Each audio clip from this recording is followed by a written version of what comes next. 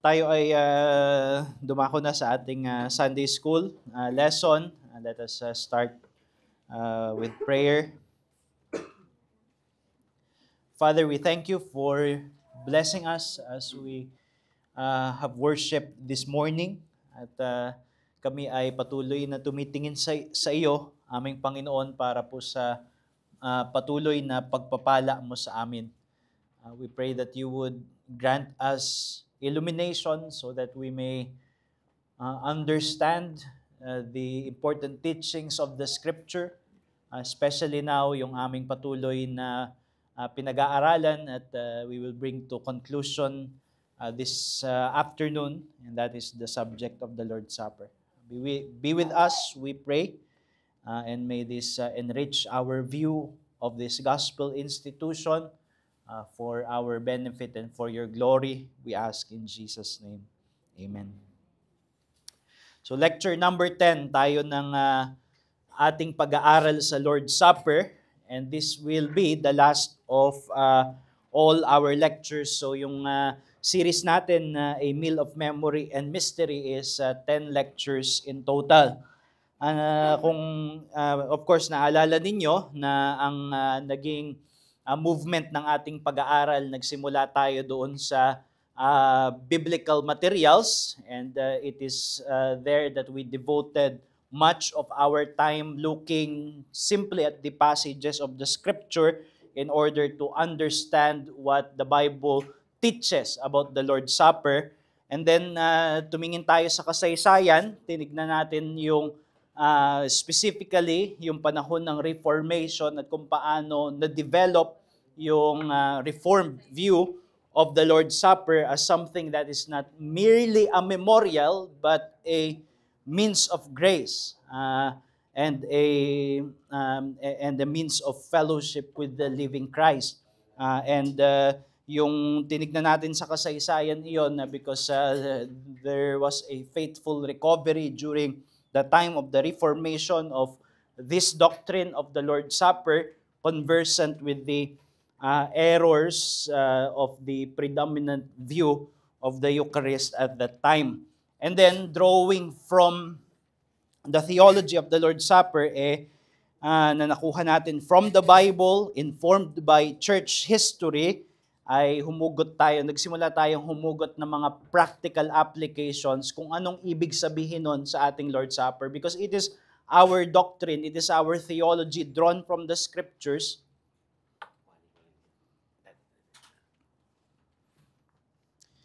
So it is our theology drawn from the Scriptures that must inform our practice of the Lord's Supper. So tinignan natin yung frequency, tapos last Sunday nagsimula tayong tignan yung administration ng Lord's Supper, beginning with the elements and then also the presider of the Lord's Supper. So we will conclude this with a few more considerations, practical considerations on the Lord's Supper. Ang una ay yung partakers ng Lord's Supper. So sino ba ang papayagan o iimbitahan ng iglesia in order to partake of the table of the Lord? Now, kung babalikan natin yung doktrina na nahango na natin mula doon sa kasulatan, simple yung sagot. Kung ano yung Lord's Supper as a memorial, as a means of grace, as a meal of fellowship with the living Christ, and all the others na nakita natin kung ano yung Lord's Supper, all that it signifies entail that only credible professing believers of Christ are to be welcomed by the church to partake in it. Ibig sabihin, yung table is not for anyone na gusto na kumuha mula doon, kung hindi ito ay iniaalok lamang dapat ng iglesia para doon sa nagpapahayag na sila ay mananampalataya ni Jesus in a credible way. So, ibig sabihin na mayroong kredibilidad and we are confident that it is credible. So, may mga ilang views. So, ibig sabihin, hindi na natin titignan yung ibang mga pananaw na nagsasabing pwede sa hindi mananampalataya kung gusto nila. We are far from that. Pero dun sa pananaw na only professing believers are to partake of the Lord's Supper, meron pang iba't ibang pananaw. So, merong naniniwala sa tinatawag na open communion, and then merong closed communion, closed communion with the letter D, at minsan tinatawag itong strict. And then you have closed, walang D. So, yan yung naging mga pagpapangalan, mga label sa kung paano isinasagawa yung Lord's Supper. Sa open, ang sinasabi nila, kahit sino who profess to be believers are invited. So it would go along sa, when they are conducting the Lord's Supper, the presider would say something na lahat ng believers, pwede kayong magpartake. And that means, kung sa sarili mo, palagay mo, ikaw ay mananampalataya, hindi ka pipigilan ng iglesia na kumuha from the table.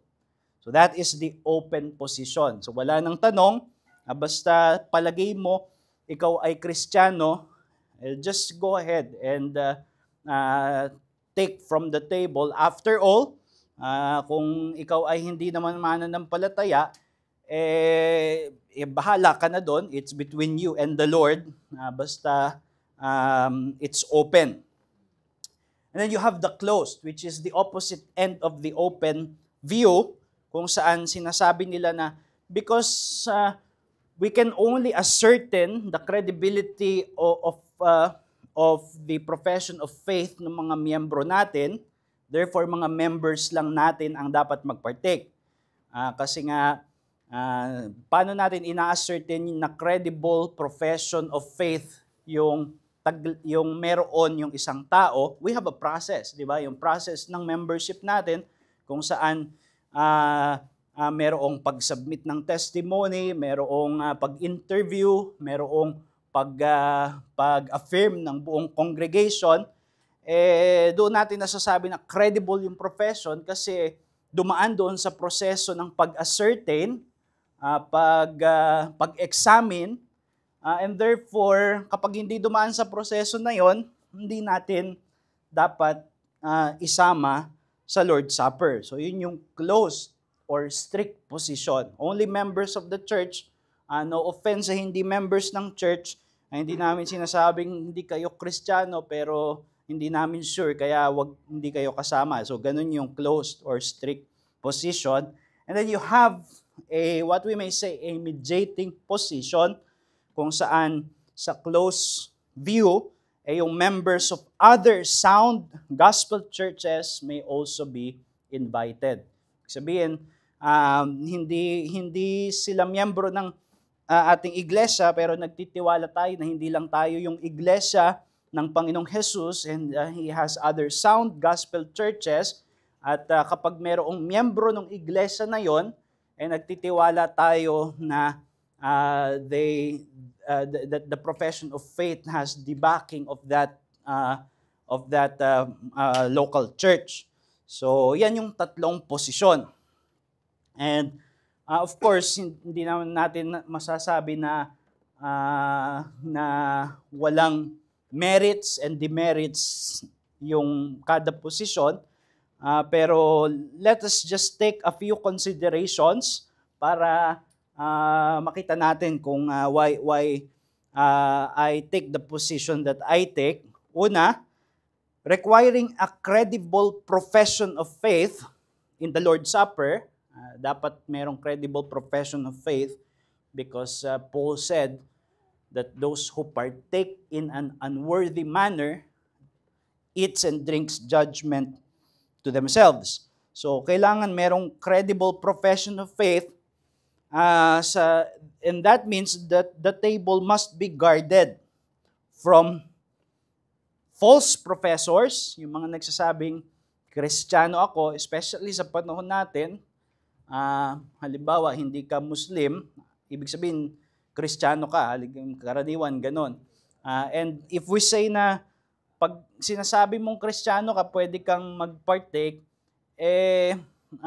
that opens the table to false professors. Or even if not a false professor, but unexamined yung kanyang profession of faith, and therefore hindi natin talaga sure kung siya ay tunay na mananampalataya. So, kailangan nating bantayan na ang nagpapartake lang sa Lord's table ay yung merong credible profession of faith. Ibig sabihin nun, yung isang tao na meron lang siyang self-assessed profession of faith, hindi pwede sa Lord's Supper. Ibig sabihin, pagka tinanong mo, siya ay Kristiyano, at sinabi niya, naniniwala siya na siya ay Kristiyano, pero walang katawan ng Panginoong Jesus, a local body of a church that have recognized his profession of faith, hindi tayo makakasiguro na siya ay tunay na mananampalataya. So hindi natin sinasabi na disqualified siya. So he could well be a true believer and therefore has a right to partake of the Lord's Supper, but until he has submitted himself to that assessment of the church, hindi siya magiging makakapag-partake. So yun yung someone who only has a self-assessment ng kanyang profession of faith.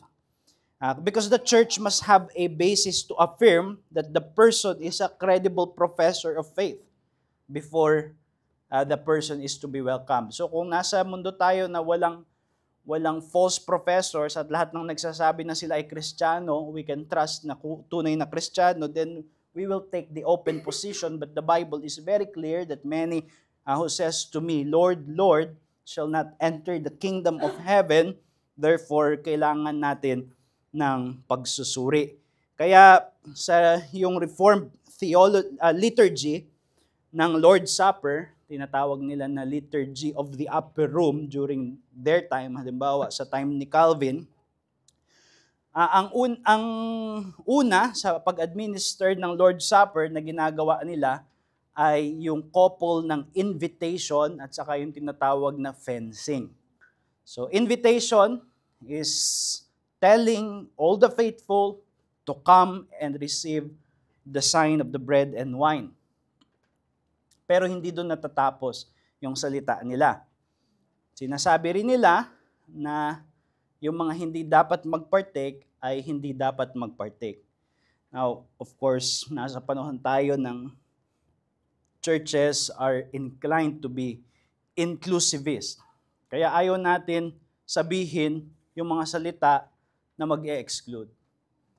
But it is necessary, and it has always been, it had been part of the Reformed liturgy of the table beginning with Calvin because of this principle, that only credible professors of faith should be welcomed to the table. You know, the instance of John Calvin wrapping his arms around the Lord's table because may mga libertines who were given permission by the authorities of Geneva to participate, pero sabi ni Calvin, sa inyo na yung kamay ko, kung gusto nyong kainin, sa inyo na yung limbs ko, that you can never allow me to defile the table of my God. So yun yung fencing. Merong pagbabakod noong Lord's table. Of course, sinasabi natin yon, magandang sabihin yon in a way that that is not offensive. Hindi natin sasabihin na, sorry, hindi kayo magpa-participate kasi hindi kayo Kristiyano. Hindi natin alam, di ba? Pero merong recitation kung sino yung mga allowed to participate. Even if all are welcome to observe, to see, to witness. So, yun yung una. If you require a credible profession of faith, not just a profession, any profession of faith, that means the table must be guarded from unexamined and false professors. And that is why we cannot take the open position. How about the closed or strict position? Well, if we restrict the Lord's Supper only to members of the church, members of our church, it becomes incompatible with the fellowship of true churches of Christ. Paul would usually ask churches to welcome brothers from other churches. Halimbawa, sinasasend daw niya si Timothy, i-welcome niyo sila. You have that in 1 Corinthians 16 verse 10, Philippians 2 verse 19. And although the Lord's Supper is not specifically mentioned there, it is hard for me to imagine na ang ibig sabihin nun, i-welcome nyo si Timothy pero wag nyo siyang ipag-partake ng Lord's Supper kasi ibang church siya galing. I think that there is sufficient implication drawn from necessary consequence na kapag winelcome yung isang brother sa isang church as a brother, that means extending the right hand of fellowship. That means including the Lord's Supper. And also that the Eucharist, the Lord's Supper, signifies Christian communion, and hindi yun sa loob ng local church lang. Kung hindi, ibang church din. Kinikilala natin na ating mga kapatiran. In fact, I would even say that it extends beyond a specific denomination. Hindi natin sinasabi, di ba, sa ating doktrina na Reformed Baptist lang ang tunay na church. Kung hindi natin yun sinasabi, why would we not extend the right hand of fellowship to other Christians who may not share our specific theological tradition? Now, may mga qualifications ako doon later in a short while, but that means hindi pwede nating sabihin straightforward as a straight jacket rule na only Reformed Baptist churches, members of Reformed Baptist churches can be welcomed in the Lord's Supper. So, hindi rin closed, strict communion. So, what I would suggest is close communion, although I think mas maganda yung close and qualified communion. And I will explain that in just a short while. So the church may welcome to the table any person that church can affirm as possessing a credible profession of faith. So it's kind of the close position, but we put it in a more general principle. Na kasi ang principle is that the church possesses, a local church being the manifestation of the universal body of Christ, possesses in themselves the keys of the kingdom, which means they have authority to bind or to loose, to open the gates of the kingdom and to close it to people, and part noon yung pag-affirm ng profession of faith ng isang tao. So kapag we can affirm using a standard or personally na yung isang tao ay may credible profession of faith, then we can welcome them doon sa Lord's table. So that means, as a standard, we may welcome those who are good standing members of sound gospel churches which uphold a credible church membership. So kapag good standing members sila ng ibang church, hindi necessarily Reformed Baptist Church, but it must be a true gospel church, true Christian church na nag-uphold ng credible church membership. Hindi necessarily Reformed Baptist, but what matters is that they have a definable church membership where they only allow to get in those who have credible profession of faith. So kapag miyembro sila ng ganong uring iglesia, then we can welcome them to the table. Merong mga iba na hindi sila presently members of any church, but they have once been members of other churches that is as that standard. good good standing members of sound gospel churches na may credible church membership, pero for a season they are deciding on matters of church membership, then we can, for that season, permit them to the Lord's Supper. Kasi hindi naman, halimbawa, they resigned from a previous church and they were dismissed as a good standing member, hindi sila dinisiplina. Hindi ibig sabihin na nung nag-resign sila, na wala, na dinenounce nung church yung recognition na sila ay Christians. So that means they can be welcome. Pero, only up to a certain time. Because a Christian who would not for a long time commit to a local church as a member is questionable. And that is why at a certain point, it would become questionable for a Christian to keep attending a church but not committing to a local church and profess to be a Christian. Kaya hindi natin merong limit. But in general, merong pag-accept. So that means the church may set a standard on which basis their elders would be entrusted to decide. So meaning we can set a standard perhaps along those lines, yung dalawang nauna, halimbawa good standing members sila ng isang good gospel church that upholds a credible church membership. The pastor can make the decision because the church agree that that is a reasonable standard. Di ba? Or, galing sa ibang church. Tapos, hindi pa nakakapagpamiyembro, pero they were dismissed as good standing members. That means, the church may receive them for a time. Paano yung mga very specific exceptions? Well, I believe that must be brought based on individual cases doon sa congregational decision.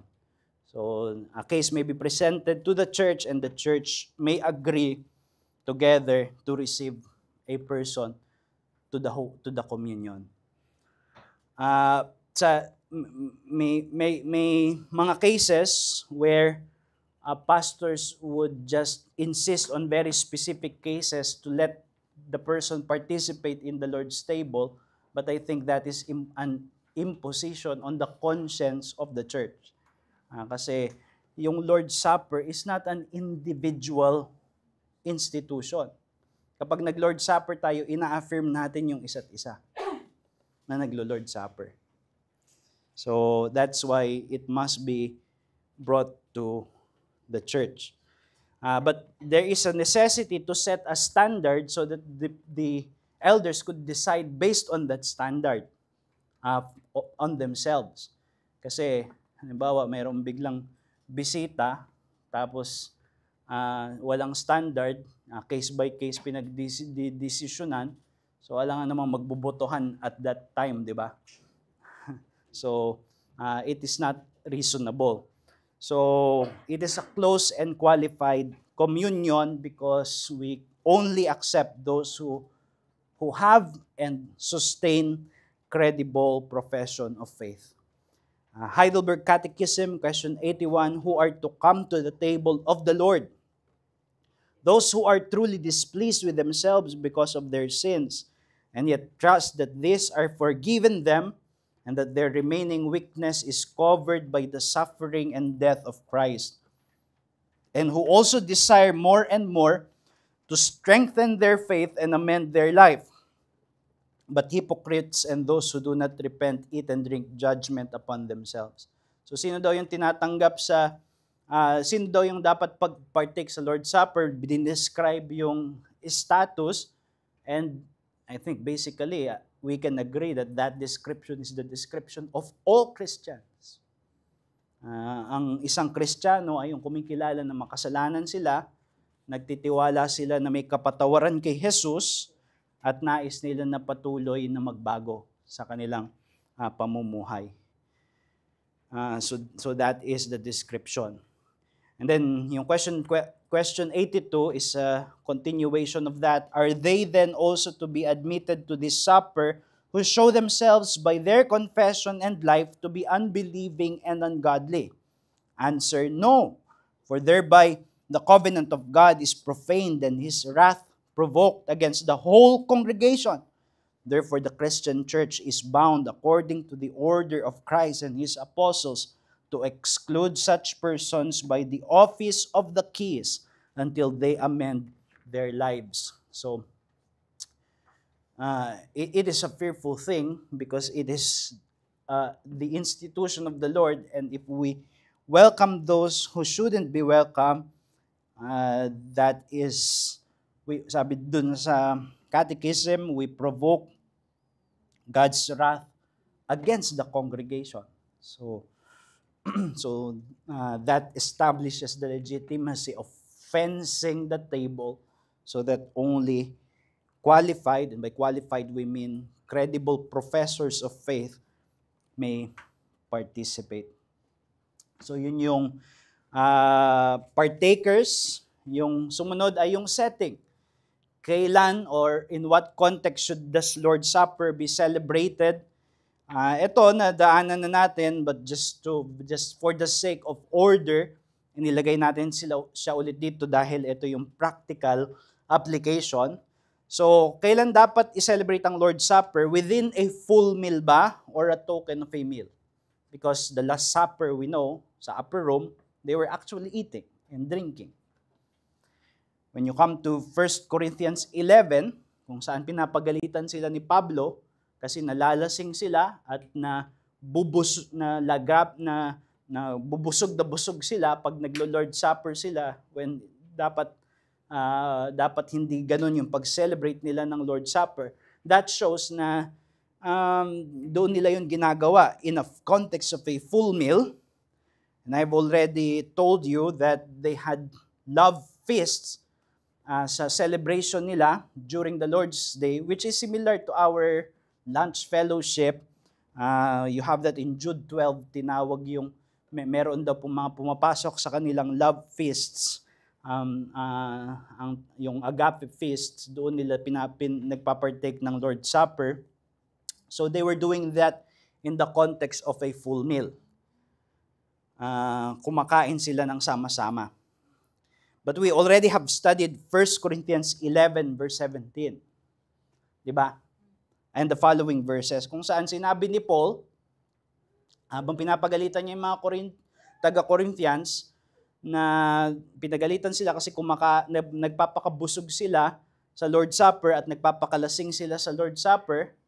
Sabi nila, sabi ni Paul, kung ang gusto mo mabusog, anong gagawin mo?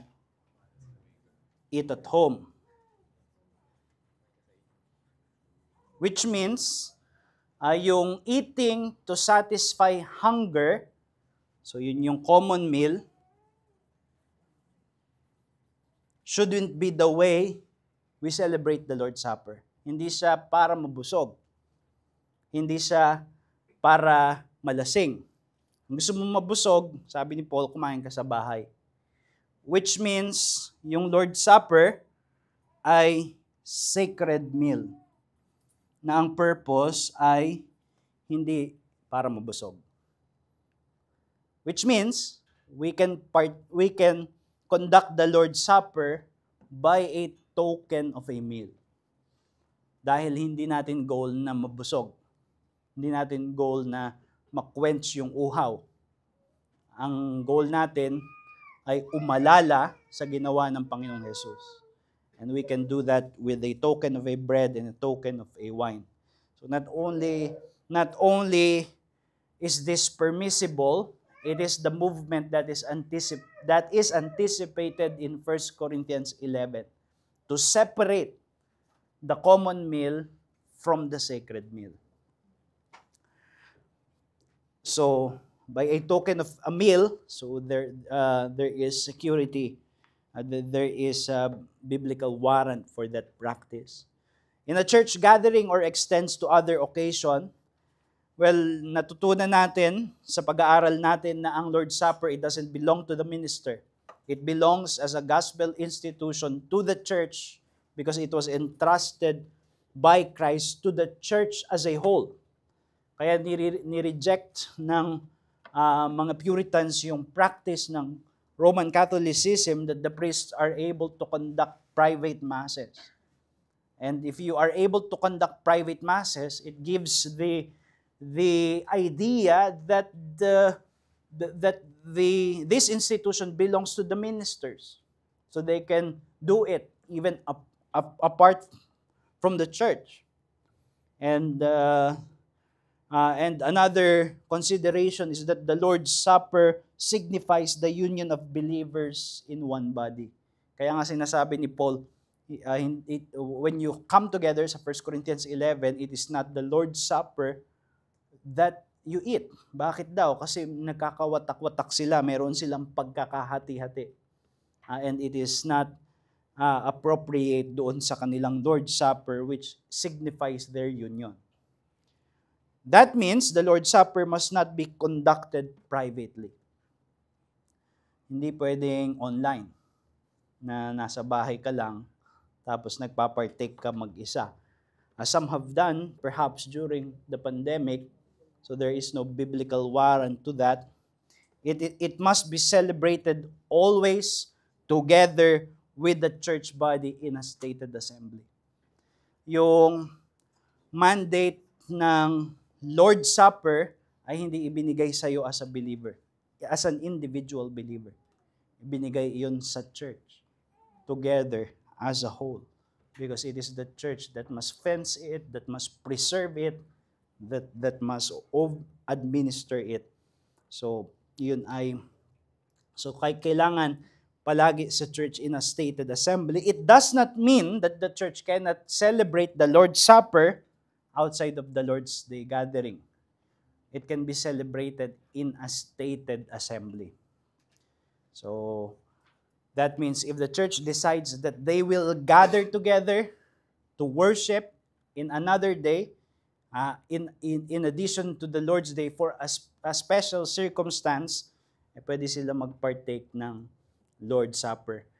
In fact, sa Acts 2 verse 46, some deny this, but I don't see that there is a warrant na i-deny na yung breaking of bread sa Acts 2 verse 46, which at that time in the early church, they were doing daily.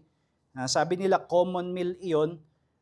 You would have to do some gymnastics ng hermeneutics, I believe, to say na hindi yun Lord's Supper, because every instance says the breaking of bread used in the Lucan material, it is the Lord's Supper. And therefore, hindi convincing that it is not Lord's Supper, but they were doing it daily as a church when they gather at home. Well, this was the Zealous church in its infancy, pero later sa Book of Acts, mas na-solidify yung weekly, yung every Lord's Day sila Lord's Supper, but it shows na there is no principle that limits the Lord's Supper in the Lord's Day. There is a principle that limits the Lord's Supper only in a church gathering context.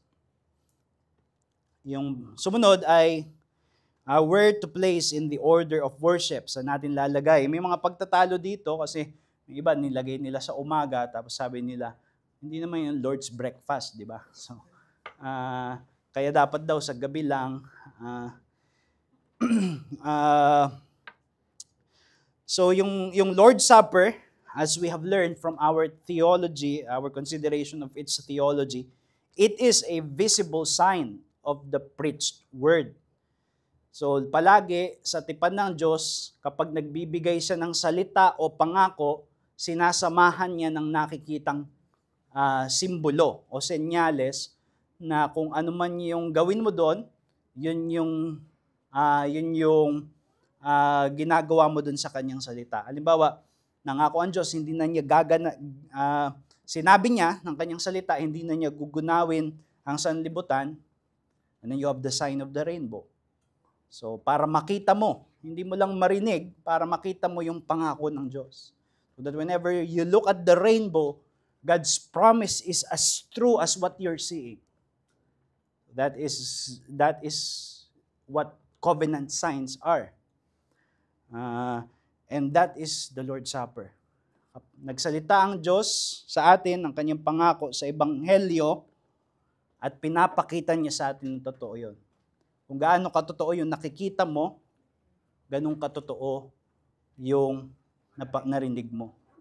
Kung gaano katotoo yung kinain mo at ininom mo, ganun katotoo na ibinibigay sa iyo ni Jesus yung mga pangako ng Ebanghelyo kung tinatanggap mo sa pamamagitan ng pananampalataya.